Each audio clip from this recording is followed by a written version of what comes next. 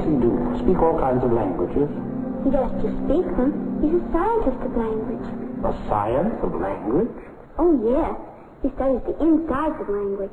Sounds and words and alphabets. Alphabets. Is he for them or against them?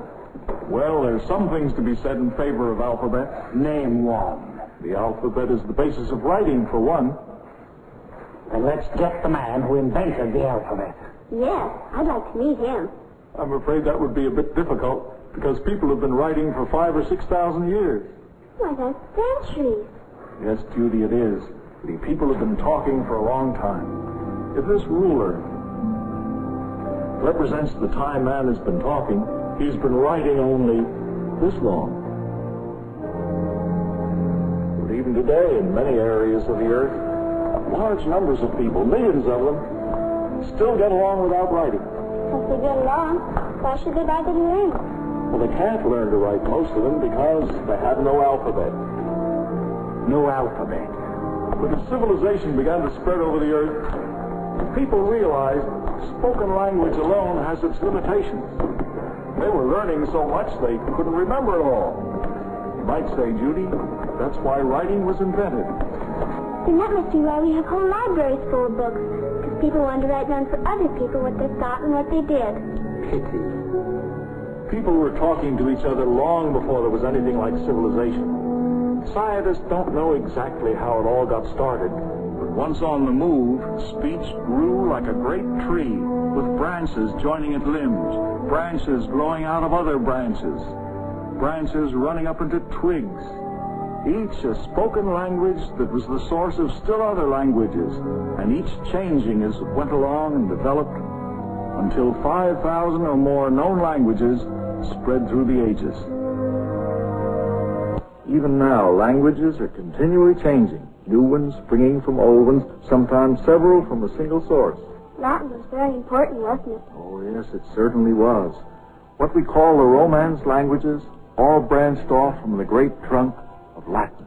There's Italian, Sardinian, Spanish and Portuguese, Dalmatian and Romanian, Catalan and French Provençal,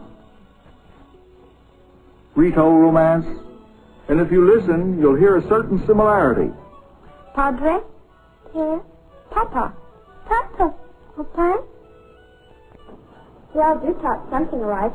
Well, Judy, would you be interested to know that at a certain time of their lives, babies all over the world speak the same language? Oh, just a moment. I know better than that. What about Chinese babies and Indian babies, German babies, French babies, and American babies? Well, now just listen to the language that all those babies speak. Now, here's a typical baby. Isn't this one rather young to talk? All babies in the world have the same, well, baby language to start with. The same babbling, if you like. But this babbling includes the sounds needed to make any language. I didn't think baby talk really meant anything. Oh, baby babbling is very important. When a baby first comes into the world, the speech areas of his brain are like a clean slate, ready to be written upon. From the very moment of birth. With every sound a baby makes, he is producing, you might almost say practicing, the basic sounds of speech. Then he learns to talk just by practicing. Not entirely. Through the first year, the child listens to his parents and copies as closely as he can what he hears, winning their approval when he makes the right sounds. Then the sounds begin to take shape, and by the age of 6, the speech pattern is complete. It's Daddy. Hello, Daddy.